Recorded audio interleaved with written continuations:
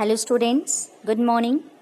Welcome to English class and we are studying lesson 4 The Sandy Road and we have completed 2 pages of this story and today we will see page number 36. Okay, so let's continue with the chapter.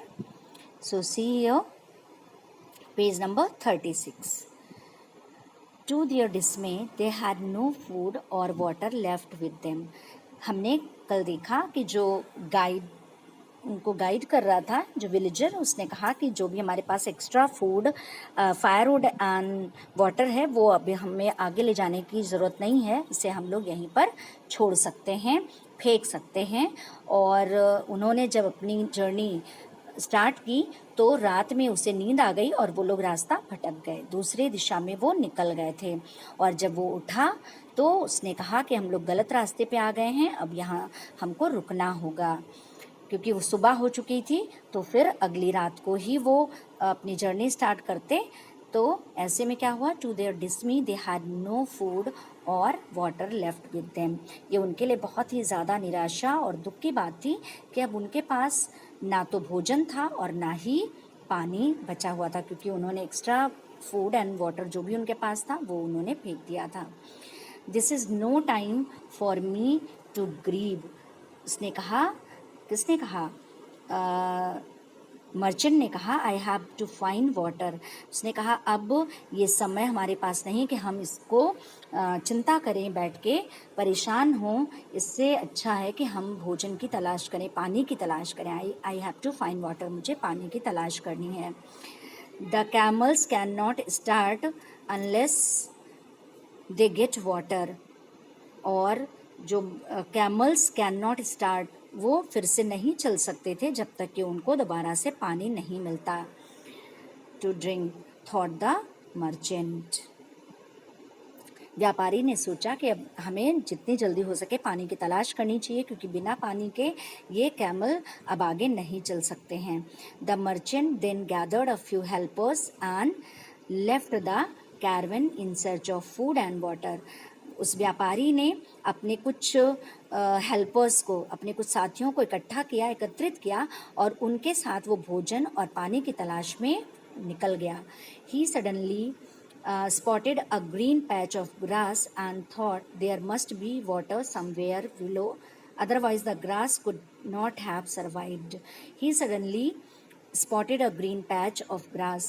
उसने वहाँ पर रेगिस्तान में कुछ हरी घास देखी, जिसको देखकर उसने सोचा कि यहाँ इसके नीचे निश्चित रूप से पानी होना चाहिए, क्योंकि अगर ऐसा नहीं होता तो यहाँ पर ये घास हरी नहीं रहती, ये यहाँ पर जिंदा नहीं रहती, मतलब वहाँ पर घास नहीं उग सकती थी पानी के अभाव में।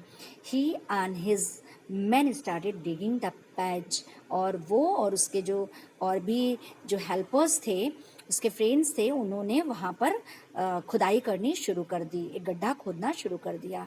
And after much toil struck a rock. और बहुत ज़्यादा मेहनत करने के बाद उनको एक चट्टान मिली, मतलब उन जो खोद रहे थे उससे वो उनके एक चट्टान से टकराया। The merchant bent down and pressed his ear to the rock.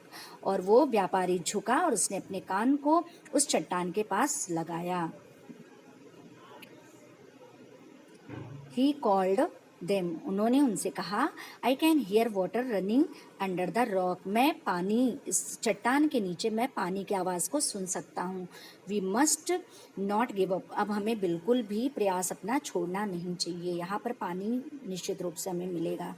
Taking a shovel in his hand he struck the rock with all his might. और उसने हाथ में एक बेलचा लिया हुआ था, जो खुदाई करने की मशीन होती है, और उसने लगातार बार बार उस शॉवल से वो स्ट्रक करता रहा, मारता रहा, खोदता रहा अपनी पूरी ताकत से। And the merchant was filled with hope. और अब उस व्यापारी को ये उम्मीद थी कि यहाँ निश्चित रूप से उसे पानी मिल जाएगा। Each time the shovel struck the rock, hard rock, he felt that the next stroke would bring up water. और जब एक वो बार उस पे स्ट्रक करता था, मारता था उस चट्टान पे, तो उसे लगता था कि अगले बार पे निश्चित रूप से यहाँ से पानी उसे मिल जाएगा.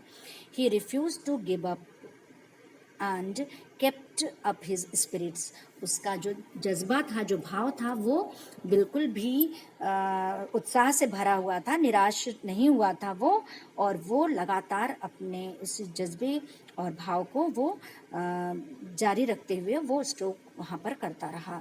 के बाद वो शॉवल से वो स्ट्रक करता रहा.